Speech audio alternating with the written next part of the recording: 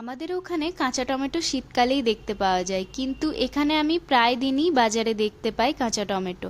কিন্তু কোনো দিন নিয়ে আসিনি, তবে কালকে কাঁচা টমেটো দেখতে পেয়ে আমি নিয়ে এসেছিলাম। তো আজকে আমি কাঁচা টমেটোর ঝাল বানাচ্ছি, তার জন্য টমেটোগুলোকে স্লাইস করে কেটে নিয়েছি। এবার একটা কড়াইয়ে অল্প একটু সর্ষের তেল গরম করে কালো জিরে আর কাঁচা লঙ্কা ফোড়ন দিয়েছি। ফোড়ন থেকে সুন্দর একটা গন্ধ বেরোলে কেটে রাখা টমেটো দিয়ে 2 থেকে 3 মিনিট প্রথমে ভালো করে ভেজে নিয়েছি। তারপর পরিমাণ মতো নুন আর অল্প একটু হলুদ দিয়েছি। আরও 2 মিনিট নাড়াচাড়া করে এখানে অল্প একটু জল অ্যাড করে ঢাকা দিয়ে টমেটো যতক্ষণ না সেদ্ধ হচ্ছে ততক্ষণ রান্না করে নিয়েছি। এখন টমেটো ভালোভাবে সেদ্ধ হয়ে গেছে। এবার আমি দিয়েছি 1 চামচ পোস্ত বাটা আর 1 চামচ সর্ষে বাটা। অল্প একটু জল দিয়ে সব কিছুকে খুব ভালো করে মিশিয়ে নিয়েছি।